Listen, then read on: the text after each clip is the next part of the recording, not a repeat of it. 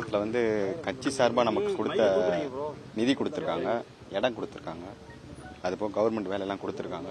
இது வந்து எப்படின்னா இத்தனை நாள் நான் வந்து அதை எதிர்பார்த்து இருந்தது கிடையாது. சும்மா ஒரு அவங்க செய்கிறோன்னு செஞ்சுட்டு போயிருக்காங்க, அதை வாங்கி வச்சுருக்கேன், அவ்வளோதான். மற்றபடி அந்த இடமும் எனக்கு யூஸ் கிடையாது. அவங்க கொடுத்துருக்க வேலையும் எனக்கு பெருசாக 80 கிலோமீட்டருக்கு அங்கிட்டு போட்டிருக்காங்க, அதுலேயுமே எந்த இதுவும் கிடையாது. மீதி 5 lakhs கொடுத்துருக்காங்க. இத்தனை நாள் நான் யாரையுமே நம்பி கிடையாது. என் ஃபேமிலி, என்னையும் எங்கள் அண்ணி மட்டும்தான், நாங்கள் மட்டும்தான் பார்த்துட்டு இருக்கோம். இது வந்து எப்படி சொல்ல, எவ்வளோ சீக்கிரம் அந்த அவங்க அடித்த 6 பேர்த்துக்கும் தண்டனை வாங்கி கொடுக்கணுமோ, இந்த சிபிஐ மாற்றுறது, இந்த 30 நாளில் அந்த இதெல்லாம் பண்ணாமல் எனக்கு வெகுவாக அவங்களுக்கு எவ்வளோ சீக்கிரம் தண்டனை வாங்கி கொடுக்கணுமோ கொடுத்தா என்னோட இது, அதுதான் என்னோட இது.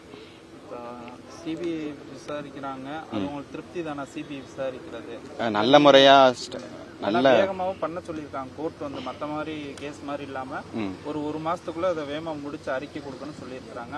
கோர்ட்டு சொன்னதில் ஓரளவு திருப்தி தானே உங்களுக்கு? நல்ல முறையாக விசாரித்தா சந்தோஷம் தான்.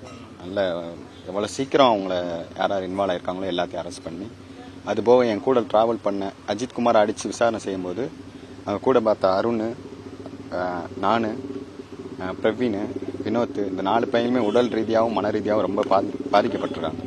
இப்போ வேலைக்கு எந்த வேலைக்கு போகாமல் பொருளாதார ரீதியாகவும் ரொம்ப சிரமப்பட்டு இருக்காங்க. அவங்களுக்கும் சரியான நீதி கிடைக்கணும். சரிங்களா? இதுதான். வேற சாட்சியங்களுக்கு வந்து மிரட்டல் விடுறாங்க திருப்பணத்தில் அப்படின்னு வழக்கறிஞர் சொன்னாங்க.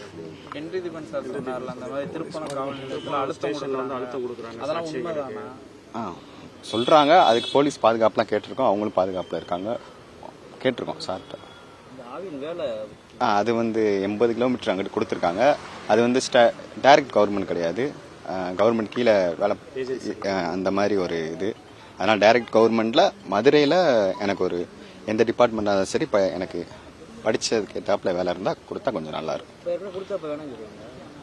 இல்லை வேணான்னு சொல்லலை, அது கொஞ்சம் செட்டாக லாங்காக இருக்குது, ரொம்ப டிஸ்டன்ஸ் லாங்காக இருக்குது, அதனால கொஞ்சம்